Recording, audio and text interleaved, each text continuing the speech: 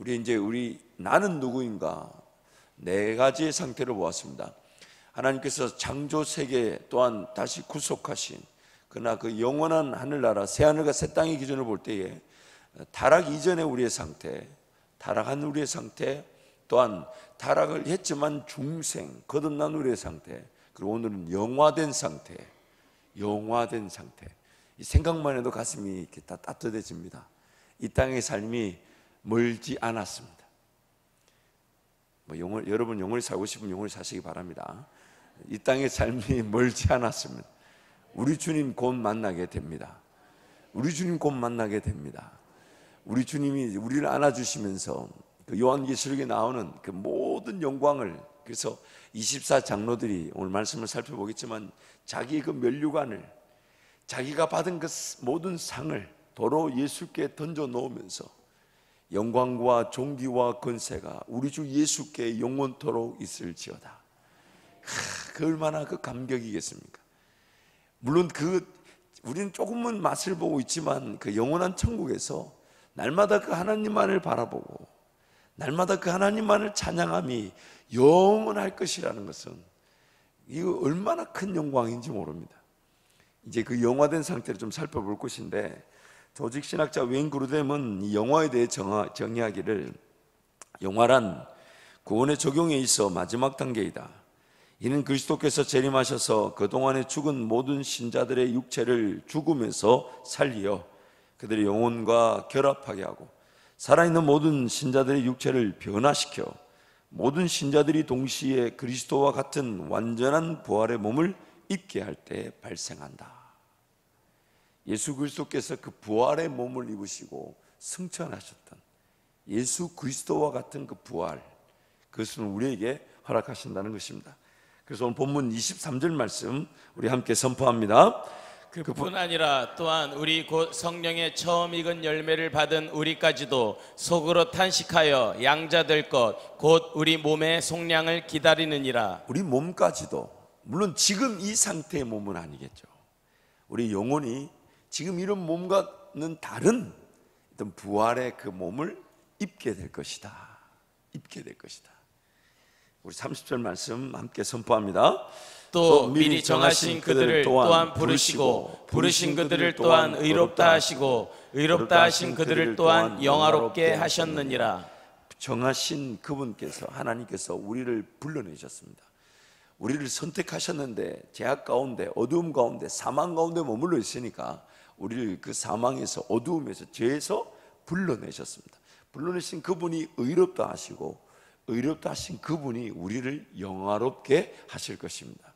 이것을 성도의 견인이다라는 표현을 씁니다. 성령 하나님께서 우리가 몰랐던 우리 자신들, 죄인임을 알게 하셨으나 예수 그리스도의 피가 필요한 하나님의 백성임을 깨닫게 하시고, 그래서 그 거듭남, 즉 우리 안에서 우리가 모르는 그 성령 하나님만의 역사를 통해 우리가 하나님의 백성이라는 그 정체성이 확인된과 동시에 예수 그리스도 피로 거듭나게 하시고, 거듭나게, 바람이 어디서부터 어디로 가는지를 모르는 그 성령의 역사로만 거듭나게 하셔서 우리를 의롭다고 하시고, 의롭다 하신 그 분이 우리를 영화로울 때까지 이끌어 가신다. 포기하지 않으신다. 내버려 두지 않으신다. 그래서 여러분, 이 포기하지 않으신다는 것에 우리가 생각을 빨리 바꿔야 됩니다. 그게 뭐냐면, 우리는 결코 망하지 않지만 하나님 그분 손에 붙들려 있기 때문에 세상 방식이나 우리 인간적 방식으로 살아갈 수 없다는 겁니다. 빨리 생각을 바꿔야 돼요. 하나님 나를 포기하지 않는다는 말은 우리를 결코 내버려 두시거나 죽음에 처하게 하거나 지옥 가지 않도록 지키신다는 것인데, 그것이 결국 무엇을 의미하는 겁니까? 하나님이 계획하시고 선택하신 그 일을 죄인이었던 나를 건져내시면서까지 포기하지 않으셨고, 자기 아들 예수 그리스도를 피로 값주고 살 만큼 그 대가를 지불하시고 우리를 구원하셨으니 어찌 우리를 내버려 두시겠습니까? 그 말은 우리가 하나님 손에 붙들려 있다는 것인데, 하나님 손에 붙들려 있다는 것은 그냥 하나님의 그 원리와 방법대로 쫓아가는 게 제일 행복합니다. 제일 행복합니다. 별로 안 행복하신 모양인데 제일 행복합니다. 제일 행복합니다. 내가 나다울 수 있고, 내가 나다우면서 주의 길을 따라갈 때 사명이 감당되어지면서 하나님 나라의 영광, 그 나라의 기준에 맞춰 이 땅의 삶이 우리가 맛보아지고 누려지게 되는 것이죠.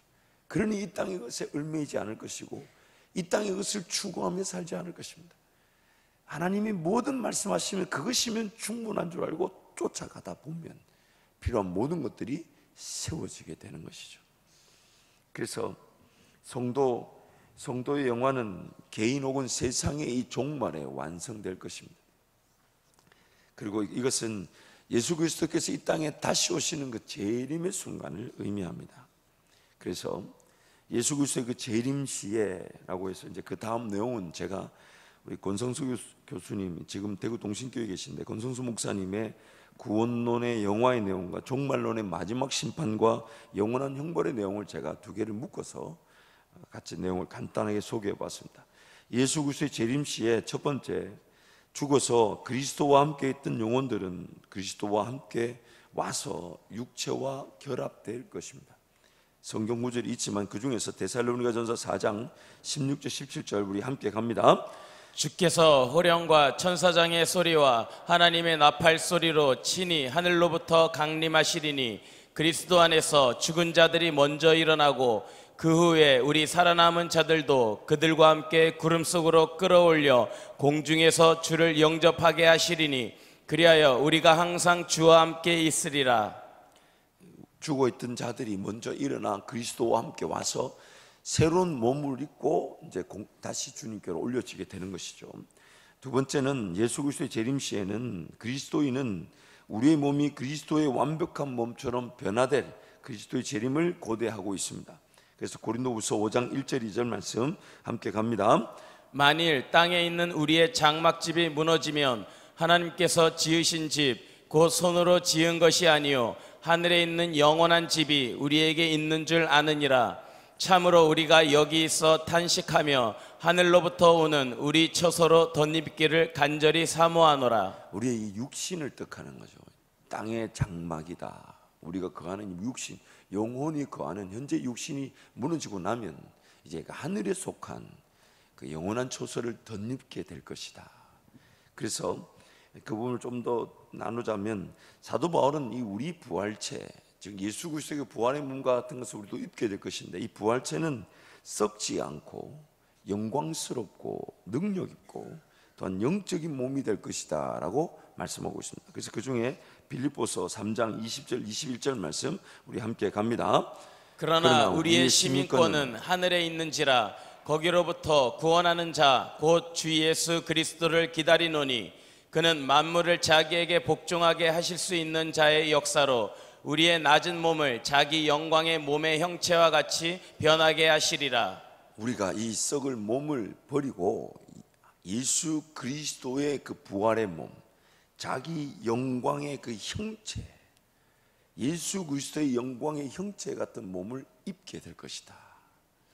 이제 뭐 저도 느끼니까 우리 성도님들도 더 많이 느끼실 텐데 언제 이렇게 배가 나왔나 모르겠어요. 언제 이렇게 주름이 생겼나 모르겠고 얼마 전만 해도 이게 탱탱했던 것 같은데 한번 제일 와서 이렇게 된 것 같기도 하고 어쨌든 언제 흰머리가 이렇게 많이 생겼나 모르겠어요. 그래서 제가 장례가 있어서 한번 장례 갔다가 예전에 섬겼던 저희 그 처가 교회 담임 목사님을 뵀는데 그분은 늙지도 않으신 것 같아요. 근데 저는 왜 이렇게 됐는지 모르겠어요. 그래서 이 말씀 어제 준비하면서 주님 어서 속히 오시옵소서. 물론 농담입니다만은 우리는 이 몸을 벗어버리게 되고 왜냐하면 이 흙으로 돌아가게 될 것이죠. 그러나 우리도 우리 주님이 부활했던 그런 영광스럽고 능력 있는 그 영적인 몸으로 변화되게 될 것입니다. 갈아입게 될 것입니다. 또 그래서 그것을 이렇게 우리 권성수 교수님의 구원론 영화에는 이런 표현을 씁니다. 우리의 부활체는 우리의 부활체, 아마 한 페이지 더 앞에 있을 텐데 여러분 교재에 있습니다.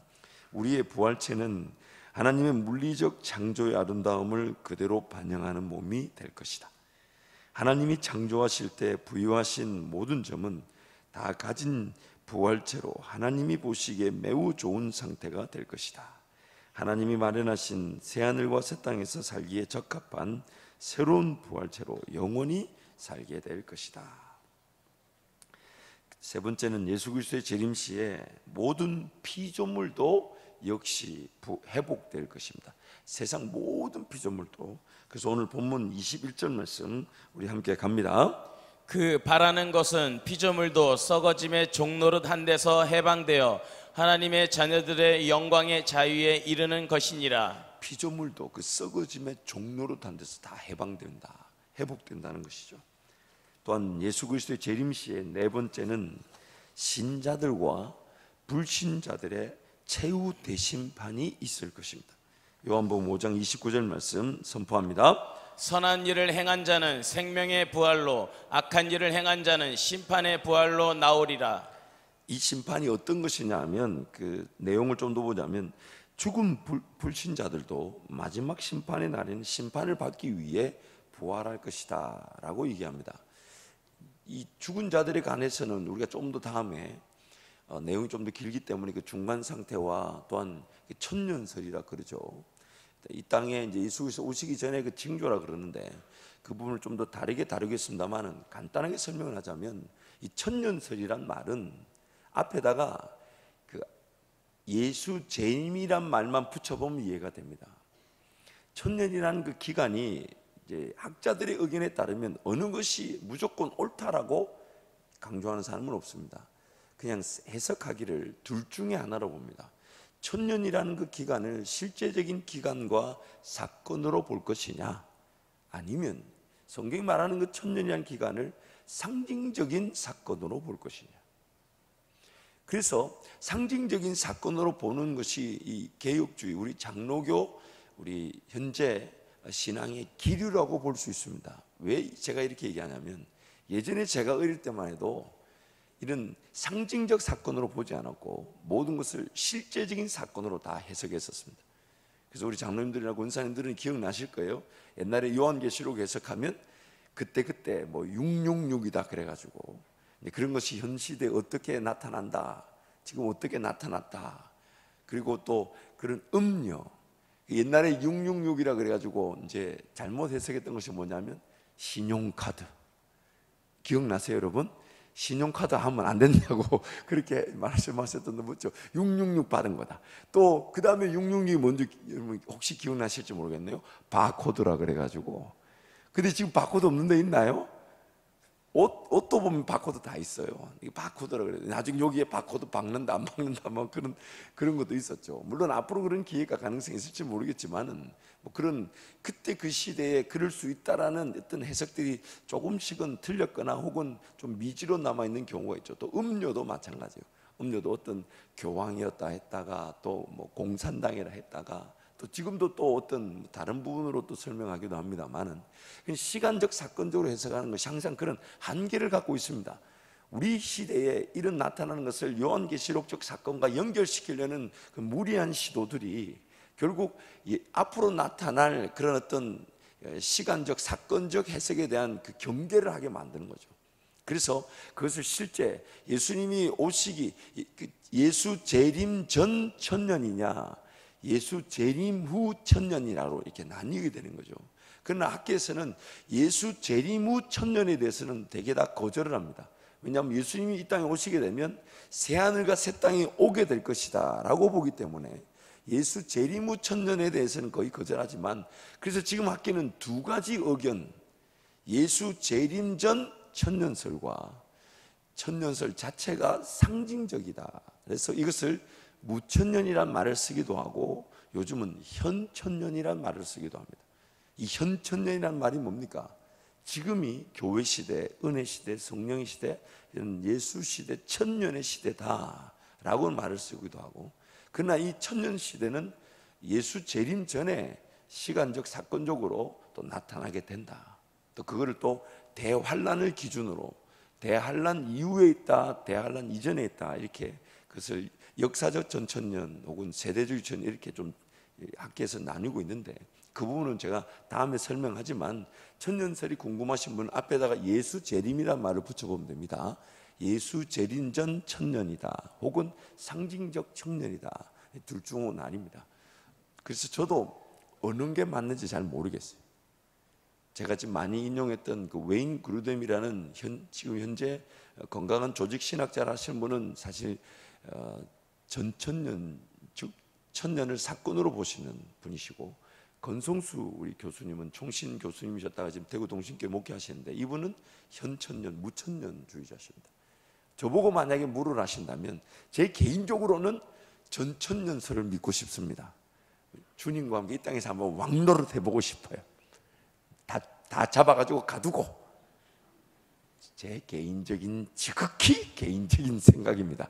그러나 제가 배우기는 이 무천년 혹은 현천년, 상징적으로 지금이 교회 시대, 주님과 함께 영원한 천국을 맛보는 이 천국 시대, 주님과 함께 지금도 우린 예수 이름의 권세로 지금도 승리를 경험하고 있고, 예수 이름의 권세로 그것을 맛보고 누리고 있으니까 지금이 천년 시대라는 것에 사실 51%를 가고 있습니다.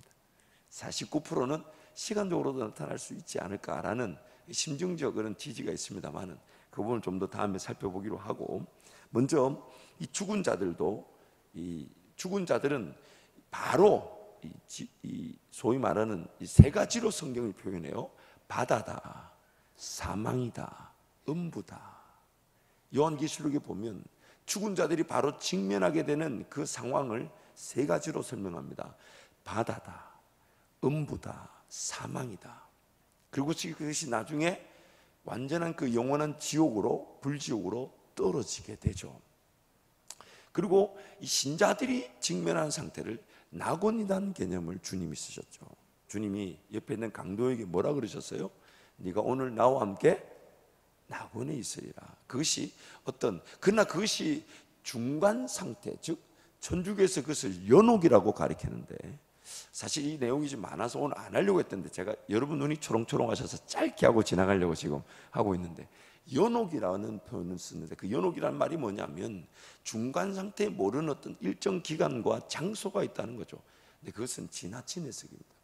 그리고 천주교가 그것을 해석하게 된 것은 우리가 성경으로 받아들이지 않는 성경 외 경전이라 그러는데, 그 마카비서에 나오는 한 구절 때문인데, 실제적으로 그 구절도 그렇게 해석해서는 안 되는데, 어쨌든 천주교에서는 그 연옥이라 그러고, 그래서 죽은 자들이 지금도 대기 상태에 있으니까 기회가 있지 않냐 이거죠. 그래서 죽은 자들을 위해 기도하는 거죠. 그러나 성경이 분명히 말하기를 죽음 그 자체는 심판의 결과이기 때문에 죽음 이후로는 어떤 기회가 결코 주어지지 않습니다. 그래서 그 부자와 나사로 얘기가 나오잖아요. 부자가 뭐랍니까? 그 지옥의 뜨거운 데서 물 한 방울 떨어뜨려 달라고 하잖아요. 안 된다니까. 그러면 나사로를 살려 보내가지고 가족들에게 이것을 좀 알려달라 하지만 그것이 안 된다. 지금 모세와 선지자들의 말에 귀를 기울이지 않는다면 어떤 방식으로도 안 된다. 그래서 오늘 우리의 그 죽음 이후의 상태에 대해서는 여러 가지 신학적 어떤 견해들인데 그 내용이 많기 때문에 다음에 좀 살펴보기로 하고, 오늘은 우리의 그 영화로운 상태에 대해서 말씀을 나눕니다. 그래서 죽은 불신자들도 마지막 심판의 날에 심판을 받기 위해 그런 사망의 자리든 음부의 자리든 바다의 자리든 거기서 다시 끄집 올려져서 분명히 선악간의 모든 것이 판단될 것인데, 요한계시록 20장 12절부터 12절 함께 갑니다. 또 내가 보니 죽은 자들이 큰 자나 작은 자나 그 보좌 앞에 서 있는데 책들이 펴 있고 또 다른 책이 펴졌으니 곧 생명책이라. 죽은 자들이 자기 행위를 따라 책들에 기록된 대로 심판을 받으니 바다가 그 가운데에서 죽은 자들을 내주고 또 사망과 음부도 그 가운데에서 죽은 자들을 내주매 각 사람이 자기의 행위대로 심판을 받고 사망과 음부도 불못에 던져지니 이것은 둘째 사망 곧 불못이라. 누구든지 생명책에 기록되지 못한 자는 불못에 던져지더라. 바다가 그 가운데 죽은 자를 냈다. 이 바다 가운데 죽은 자들이 이렇게 갇혀 있다는 건데, 이 바다란 표현이 참 재밌죠. 이 물 아래 지배를 받는. 근데 또 이거를 소극적으로 보자면 좀 더 보자면 노아 시대 때 물의 심판을 받았던 사람들, 또 사망과 음부에 있던 사람들, 그리고 나중에 결국에는 이 사망과 음부 모든 것이 불지옥에 떨어지는데 바다는 왜 불지옥에 떨어지지 않았을까? 잘 모르겠습니다만은 이 불지옥에 물이 들어가기는 좀 불편하지 않겠나? 제 생각입니다. 제 생각입니다. 절대로 신학자들의 견해와는 아무런 관계가 없습니다. 저 혼자 묵상하면서 바다는 불지옥에 들어가기는 좀 불편하겠다. 웃으라고 한 얘기인데 아무도. 두 번째, 신자도 심판을 받게 될 것입니다. 그래서 로마서 14장 10절부터 12절 함께 갑니다. 내가 어찌하여 내 형제를 비판하느냐? 어찌하여 내 형제를 업신여기느냐? 우리가 다 하나님의 심판대 앞에 서리라. 기록되었으되 주께서 이르시되 내가 살았노니 모든 무릎이 내게 꿇을 것이요 모든 혀가 하나님께 자백하리라 하였느니라. 이러므로 우리 각 사람이 자기 일을 하나님께 직고하리라. 고린도후서 5장 10절 말씀도 함께 갑니다. 이는 우리가 다 반드시 그리스도의 심판대 앞에 나타나게 되어 각각 선악간에 그 몸으로 행한 것을 따라 받으려 함이라. 그러나 우리 신자들의 심판은 불신자와는 다릅니다. 우리 신자들의 심판은 우리 죄에 대한 심판이 아닌 선악간에 그가 한 것에 대한 평가를 통하여 천국 상급에 대한 결정의 기준이 됩니다. 그래서 로마서 8장 1절 2절 말씀 이미 선포하인 한 번 더 선포합니다. 그러므로 이제 그리스도 예수 안에 있는 자에게는 결코 정죄함이 없나니 이는 그리스도 예수 안에 있는 생명의 성령의 법이 죄와 사망의 법에서 너를 해방하였음이라. 그래서 신자가 행한 것, 이 신자가 심판을 받는 것은 신자가 행한 것도 선악간에 다 드러나서 신자들에게도 상급의 등급이 매겨질 것이다 라고 그렇게 신학적으로 의견을 냅니다. 또 고린도전서 3장 12절 15절 말씀 같이 갑니다. 만일 누구든지 금이나 은이나 보석이나 나무나 풀이나 지푸로 이 터 위에 세우면 각 사람의 공적이 나타날 터인데 그날이 공적을 밝히리니 이는 불로 나타내고 그 불이 각 사람의 공적이 어떠한 것을 시험할 것임이라. 만일 누구든지 그 위에 세운 공적이 그대로 있으면 상을 받고 누구든지 그 공적이 불타면 해를 받으리니 그러나 자신은 구원을 받되 불 가운데에서 받은 것 같으리라. 구원과는 관계가 없다는 거죠. 마지막 절 우리가 15절 보니까 자신은 구원을 받되, 구원과는 관계가 없지만 그 공적이 분명히 가려지게 된다는 것입니다. 그래서 권성수 교수님의 그 종말론 마지막 심판과 영원한 형벌 이런 내용이 있습니다. 여기서 오해는 금물이다. 물론 천국에 상급의 차등이 있겠지만 모든 성도에게 영원히 완전한 기쁨이 있을 것이다. 소유나 지위에 관계없이 누구나 완전한 기쁨을 누릴 것이다. 더 큰 상을 받은 자들, 사도와 예수 그리스도와 하나님과 같이 저 큰 권위를 가진 자들이 모든 성도들과 같이 완전한 기쁨을 누릴 것이다. 하나님의 보좌 가까이 있는 사람들도 그들의 지위를 기뻐하는 것이 아니라 하나님의 보좌 앞에 엎드려 하나님을 경배하는 특권을 기뻐할 것이다. 근데 자기만이 그 상급을 누리게 된다는 겁니다. 비교의식에 따른 그런 고통과 눈물은 없지만 자기만이 분명한 그 선악간에 남겨진 공적에 따른 상급을 누리게 될 것이라는 것입니다. 또한 이 권성수 교수님이 이렇게 이어서 말합니다. 천국 상급에 차등이 있다는 것을 의식하는 것이 우리에게 도덕적 영적 유익이 될 것이다. 서로 경쟁하는 것이 아니라 서로 돕고 격려하는 것이 더 큰 천국 상급을 얻게 될 것이다. 우리는 서로 격려해서 사랑과 선행을 독려해야 한다. 우리는 주님이 주시는 부나 성공을 갈망하는 것이 아니라 주님의 인정을 갈망해야 한다. 그래서 오늘 우리의 영화된 상태 내용을 좀 살펴보았습니다. 또한 우리의 영화된 상태는 예수 그리스도 이 땅에 다시 오신 그날에 완성될 것입니다. 그날까지 우리는 이 타락한 이 본성의 지배와 성령의 지배를 동시에 함께 가지고 가는데, 이 성령의 지배와 타락한 본성의 지배, 어느 것이 더 나를 더 강하게 지배하고 있는가? 이걸 좀 더 다르게 쉽게 적용하자면, 오늘 내 삶에 이런 결정이나 선택이나 혹은 내가 시간을 쓰고 물질을 쓰고 삶에 쓰는 이 영역에서 과연 성령 하나님의 도우심과 성령 하나님의 인도하심에 따른 결정에 따라 내 삶을 세워가고 있는가? 아니면 성령 하나님의 도우심이 없이도 하나님의 그 확신하신, 확인시켜 주시는 은혜가 없이도 내 삶을 지금 결정하고 가고 있지는 않은가? 그래서 항상 두렵고 떨림으로 어떤 결정이든 쉽게 하지 않고, 또한 내리던 결정이라 할지라도 매 순간 하나님께 깨어 물을 수밖에 없습니다. 과연 하나님이 기뻐하시는 일에 지금 결정한 것인가? 또한 하나님이 나에게 말씀하신 것을 내가 따르고 순종하고 결정하고 발을 내디뎠다 할지라도 그것을 그것에게 이루어 주시고 열매를 거두게 하시고 나타나게 하실 분도 내 능력, 내 인간적 실력이 아닌 성령 하나님의 은혜로만 가능한 것이니까.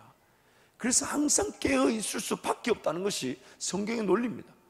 나 자신을 알아가면 알아갈수록, 또한 우리가 살아가는 믿음의 세계를, 원리를 깨달으면 깨달을수록 하나님께 더욱 은혜를 구할 수밖에 없는 것은, 일의 시작도 하나님께 달려있지만 그 시작된 것이 확인시켜 주시는 것도 하나님이시지만 그 일을 이루어 가주실 분도 하나님이시고 그 결과를 나타내실 분도 하나님이시기 때문에 매 순간 우리는 성령 하나님의 은혜를 구할 수밖에 없는, 성령 하나님의 나를 이끌어 가시는 성도의 견인, 정하신 그 뜻에 따라 어둠과 죄와 사망에서 불러내신 성령께서 우리를 어렵다 하시고 어렵다 하신 그 하나님께서 우리와 함께 동행하시며 영화의 자리에 이를 때까지 우리를 지키시는 그 성령 하나님을 끝까지 신뢰하고 끝까지 의지하며 그분과의 그 인격적 교제와 만남, 그리고 우리는 그저 그 하나님을 따라갔을 뿐인데 그 따라가는 그 길이 나의 사명을 통하여 하나님의 영광의 기회를 맛보게 되고, 근데 그 영광의 기회는 맛보면 맛볼수록 더 무궁무진한 그 풍성함의 깊이와 넓이와 높이를 가늠할 수 없는, 그래서 그 영광의 그 넓이와 깊이와 높이와 그 엄청난 크기에 내가 완전히 사로잡혀서 이 땅에 뭘 좀 더 잘 먹으려고 하고 잘 마시려고 하고 이 땅에 살고자 하는 그 욕심을 저버릴 수밖에 없는, 지금 눈에 보인 그 영광, 감추인 보화를 발견한 것 같아. 그래서 내 모든 걸 팔아 그걸 사고자 하는 그 일에 내 시간을, 그 일에 내 삶을, 허락되어지는 그 모든 물질이 도리어 그 일을 위해 쓰여질 수 있는, 하나님이 주실 때마다, 아니 주실 수밖에 없는 그 은혜의 기회들을 우리가 경험하게 되는 것이죠. 재밌는 것은 하나님이 그것을, 그저 우리는 그 영광의 기회들의 영광의 기회들을 발견한 것만으로도 감격이 되어서 그저 내 삶이 어떤 삶을 어떻게 살아가든 그것을 하나님의 영광의 기회에다가 막 쏟아붓고 쓰고, 그게 헌신하는데 헌신하는 줄 모르고, 희생하는데 희생하는 줄 모르고, 수고하는데 수고하는 줄 모르고, 자신 그 모든 걸 다 내어드리는데도 그저 하나도 아깝다 하지 않으면 내어드리는, 근데 하나님 그것을 또 심었다 하시면서 이 땅에서도 그 열매를 보게 하시고, 주님 다시 오신 그날에 그 모든 것들이 이제는 영원한 천국에서의 나에게 주어질 상급의 기준으로 정하신다는 것입니다. 얼마나 감사한 일입니까? 그래서 우리가 말할 수 있는 고백은 하나밖에 없어요. 이것은 내가 한 것이 아닙니다. 나는 죽고 오직 예수가 사신 것입니다. 오직 예수 인도하신 것입니다. 천국의 안기는 우리의 근거도 예수 그리스도가 되시고, 우리의 모든 것들이 공적이 불 가운데서 남겨져 평가를 받을 때도 내가 한 것이 아닌 예수가 한 것임을 고백하게 되고, 그러나 분명히 내가 한 것이 아닌 예수가 한 것임에도 하나님 나에게 상급이 주어진다 하시고 그것을 영원한 천국에서 하나님 예배하는 자리에서 누리게 될 것이라 말씀하시니, 정말 이것이 어찌 은혜가 아닐 수 있겠습니까? 지난 한 주간의 말씀을 제가 파워포인트 이제 하나의 그림으로 제가 준비해 보았는데, 보시면 오늘 이 땅은 하나님의 그런 창조, 영광을 받으실 기회였죠. 근데 이 창조가 우리의 이 죄로 말미암아 완전히 타락해 버리고 말았습니다. 그 창조 세계가 그 죄와 사망의 그 어둠에서 벗어날 수가 없게 되어 버렸습니다. 그런데 하나님이 이 세상을 내버려 두지 않으시고 중생, 즉 이 거듭남의 역사를 통해서 마치 빛이 오니까 어둠이 물러난 것처럼 타락한 세상에 저와 여러분 구원하셨죠. 또한 이것이 세상 전체에 올리기도 하지만 우리 개인적으로 보자면 내 본성 안에 어둠의 지배, 사망의 지배를 벗어나지 못하는 나에게 성령이 새 영을 창조하시고 굳은 마음을 제거하고 부드러운 마음을 주시고, 그리고 그 안에 성령이 직접 머물러 계시는. 그래서 마치 이 그림은 내 심령의 그림이라고 볼 수 있죠. 어둠의 지배가, 타락한 본성의 지배가 있지만 그 안에 성령의 역사가 시작이 된 겁니다. 그러니 여러분, 어느 걸 죽이고 어느 걸 키워야 되는지는 자명한 것이죠. 뭔가 믿어지는데 내가 행동으로 옮겨지지 않는 이유가 뭡니까? 이 원리에 있는 겁니다. 어느 것이 더 크냐 이 말이에요. 머리는 분명히 아멘 됐지만 삶에서 그것이 누려지지 않는 이유가 뭘까요? 타락한 본성의 크기가 더 크기 때문입니다. 그 지배가 더 크고 그 힘이 더 큰 겁니다. 아멘하고 집에가 TV 켜버리면 끝나는 거예요. 그만큼 우리가 타락한 힘을 관가하고 무시하는 거예요. 근데 이 중생은요, 우리가 맛보게 될 그 영화의 한 부분입니다. 그리고 이 영화라는 것은 결국 예수 그리스도와 함께 영원한 천국의 삶을 살겠지만 이 땅에서도 그 하늘나라를 맛보게 되는 겁니다. 그래서 오늘 우리의 이 중생 거듭남의 이 현장은 하나님이 우리를 통해 영광을 받으실 그 모든 일의 그림자입니다. 완성은 아니에요. 완성은 예수 그리스도 오시는 그날 완성되겠지만 그날까지 우리는 그 그림자적 그런 어떤 바라보고 기대하고 소망하면서, 그래서 계속 고백하잖아요. 우리의 시민권은 이 땅에 있는지라 이렇게 안 하잖아요. 우리의 시민권은 저 하늘에 있는지라. 결국 이 상태로, 그래서 이 중생과 영화를 맛보게 되는, 이 하나님의 영광을 맛보게 된 이 크기가 성화의 크기를 이제 얼마나 타락의 크기를 얼마나 지배하는가 지배하지 않은가. 마치 창조된 세상이 우리의 죄로 말미암아 완전히 타락의 세상으로 100% 타락의 본성에 사로잡힌 것처럼. 그런데 오늘 이 타락한 이 세상이 거듭난 저와 여러분을 통해 얼마나 이 어두웠던 것이 빛의 영역으로 바뀌어지게 되는가. 영화된 그 세상을 이 세상에서 얼마나 맛보게 되는가. 이 크기의 싸움이 결국 우리 안에서 존재하고 있는 겁니다. 예수 이름의 권세는, 그 승리는 변함이 없어요. 예수 그리스도는 이미 다 승리하셨지만 오늘 타락한 본성 이 안에서 그 승리를 내가 얼마나 누리고 얼마나 받아들이고 그것에 따라 얼마나 살아가는가. 그리고 마침내는 이 모든 이 애매모호한 이런 안타까운 상황은 예수 그리스도가 오시는 그날에 완전한 영화의 상태로 바뀌어지게 되는 거예요. 완전한 영화의 상태로 바뀌어지게 되는 거예요. 그래서 요한계시록 우리 21장 1절 4절 말씀 함께 선포합니다. 또 내가 새 하늘과 새 땅을 보니 처음 하늘과 처음 땅이 없어졌고 바다도 다시 있지 않더라. 또 내가 보매 거룩한 성 새 예루살렘이 하나님께로부터 하늘에서 내려오니 그 준비한 것이 신부가 남편을 위하여 단장한 것 같더라. 내가 들으니 보좌에서 큰 음성이 나서 이르되 보라, 하나님의 장막이 사람들과 함께 있음에 하나님이 그들과 함께 계시리니 그들은 하나님의 백성이 되고 하나님은 친히 그들과 함께 계셔서 모든 눈물을 그 눈에서 닦아주시니 다시는 사망이 없고 애통하는 것이나 곡하는 것이나 아픈 것이 다시 있지 아니하리니 처음 것들이 다 지나갔음이로라. 하나님은 세상을 지을 때, 또 우리를 구원하실 때, 새하늘과 새 땅이 임할 때 다른 얘기를 하신 적이 없습니다. 딱 한 가지만 얘기하셨어요. 나는 내 백성의 하나님이 되고 백성은 나의 백성이 될 것이다. 처음부터 끝까지 이것이 창조 때도 우리를 구속하셔서 성령이 우리 가운데 거하실 때도 동일한 거였어요. 우리는 하나님의 백성이 되고 하나님은 우리의 하나님이 되시는 것. 그것이 얼마나 완벽한가. 그 정도의 차이를 우리 이 땅에서 이렇게 정도의 차이가 있을 뿐이죠. 말씀을 정리하겠습니다.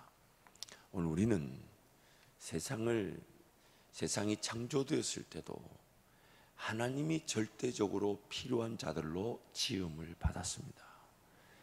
타락의 위기가 있는, 즉 하나님을 의지하고 하나님을 바라보며 하나님의 도우심과 하나님의 인도하심이 없이는 창조된 그 순간에 그 은혜와 능력도 지켜질 수 없는, 창조될 때부터 우리는 하나님이 필요한 자들, 하나님이 없으면 안 되는 자들로 지음을 받았던 것입니다.